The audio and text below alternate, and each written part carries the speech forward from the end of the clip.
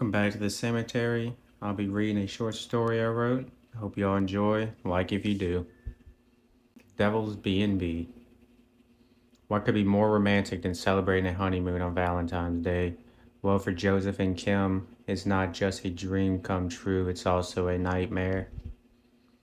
Filled with love and excitement, Joseph and Kim set off for their adventure. It didn't take them long to reach the B&B.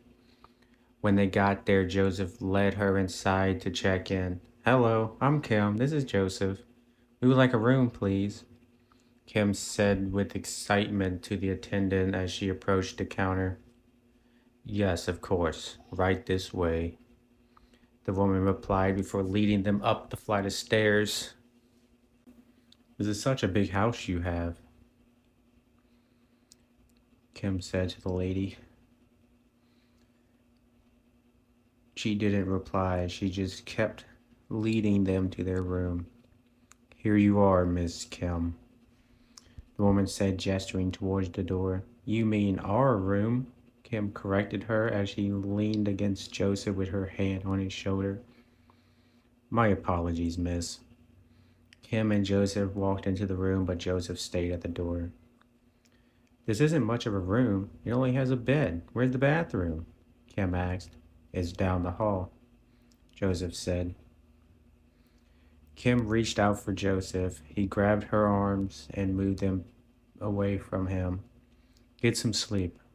We'll be back to check on you later," Joseph said. "Wait, where are you going?" Kim asked with confusion. "I have business to attend to." "Oh, okay," Kim said with disappointment. Joseph shut her door. Then him and the lady left. Kim was all alone in her room. She paced back and forth, tapping her hands on her hips as she huffed. Kim noticed she had to pee, so she went over to the door to open it, but it was locked. She started to yank at the handle, but it was no use. "Hey, hello?"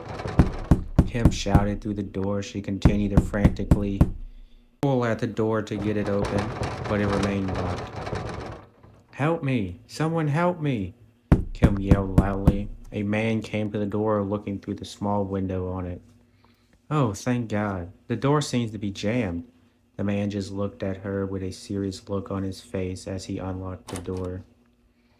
Kim started to walk past him, but the man stopped her with his hand. "Where do you think you're going?" Kim was shocked by the man's question. "Excuse me?"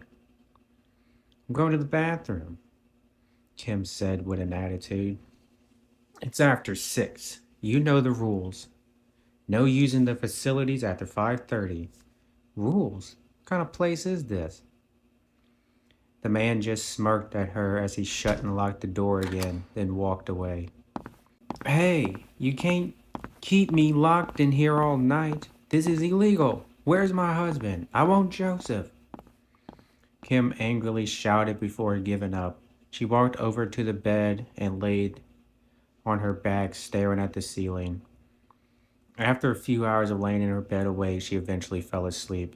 She was later woken up by banging on the door from across the hall. She sat up in bed and listened for a moment. Her curiosity got the better of her, so she stood up and slowly walked towards the door. The banging continued as she peeked through the window on the door. She took a deep breath inward when she noticed that a woman naked with matted hair was causing the noise. The frightening woman turned around and locked eyes with Kim. The woman's eyes were grayish in color. Her hair was thin and stuck up all over the place. Kim screamed at the top of her lungs as the woman lunged at her, slamming into her door. Kim fell backwards onto the floor, landing on her back against the wall. Kim brought her legs to her chest and covered her face with her arms, crying. The man from earlier shined a flashlight through the door window. She saw Kim sitting against the wall with her head buried in her arms, lying on her knees. The man lowered his flashlight and went away. Kim eventually calmed herself down, crawled into her bed, and went to sleep. In the morning, she woke up by the sound of her door unlocking. She didn't hesitate to jump out of bed and run out into the hall. She stopped and looked around, then ran down the hall towards the door. Right when she reached it, someone grabbed her around the waist. Kim kicked wildly, trying to get out of the attacker's grip. "Let go of me!" Kim screamed. After the person holding her got her away from the door, she was let go. She turned around and it was Joseph. Kim instantly hugged him, saying, "Oh, I'm so glad to see you. I've been so scared." Joseph grabbed her arms and moved them away, back to her side. "It's okay. There's nothing to be scared of here," Joseph replied. Kim grabbed his hand and said, "Come on. I've been up all night planning our day together." She began to walk, but was stopped by Joseph's stiff posture. Kim looked back in surprise. "What's the matter?" Kim asked with concern. "Nothing's the matter. You should go join the others in the day room." "I'll be right here behind the counter if you need anything," Joseph responded. Kim was confused. "I don't understand. Why can't we be together? It's our honeymoon." Joseph didn't say anything at first, but eventually replied, "Hold that thought." Joseph walked over to the phone and called someone. After a few minutes, he returned to Kim. "Come with me." "Where are we going?" "You're going to see the doctor." "The doctor?" Kim began to get anxious. "Why do I need to see a doctor?" "Just come with me," Joseph said, trying not to escalate it any further as she grabbed her arm. Kim quickly pulled her arm out of his grip. "No! I demand you to tell me what's going on," Kim shouted out of frustration. Joseph flagged over another man, and together they wrestled Kim into the doctor's office and sat her in a chair in front of his desk. Joseph and the other man held Kim on the chair. "Let go!"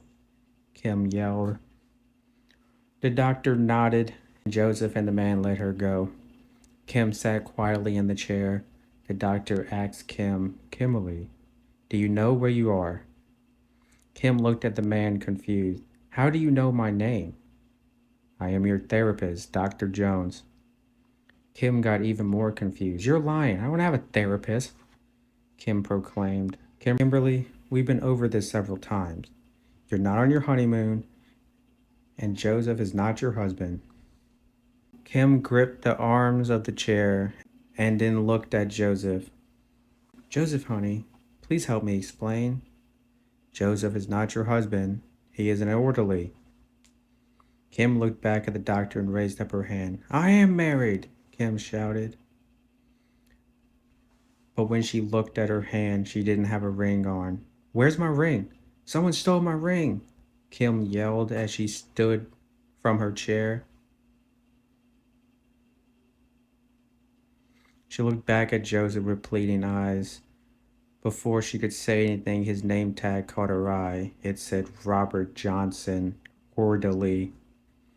Kim's mind went wild as her memory came rushing back. She fell to her knees as she began to recall what happened.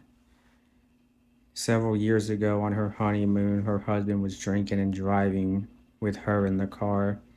He swerved into oncoming traffic and they got hit head-on by a passing truck. Her husband, Joseph, didn't survive the accident, and in the hospital she found out she was pregnant, but the crash sent her into a miscarriage. When she came back to reality in present time, Kim collapsed onto the floor in complete hysterics. She laid on the floor crying as the doctor came and kneeled beside her. "It's okay, Kimberly. You suffer from dissociation disorder. Your mind couldn't handle the trauma, so it distorted your reality and kept you in your last pleasant memory. Somehow you managed to escape. The police detained you till Robert was able to bring you back."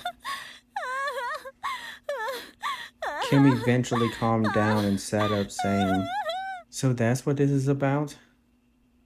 Robert, aka Joseph, kneeled next to her and softly said, "Yes, Kim, I wasn't in a position to tell you the truth."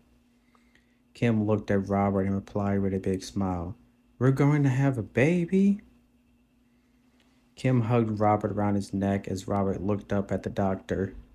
The doctor rubbed his eyes and gestured to take her back to her room. Kim never recovered from her disorder and lived out her distorted reality within the walls of the asylum. Thank you all for visiting the cemetery. Make sure you subscribe so you don't miss out on another thrilling story. Be sure to leave a comment and let me know what you thought about my story. Thank you and good day.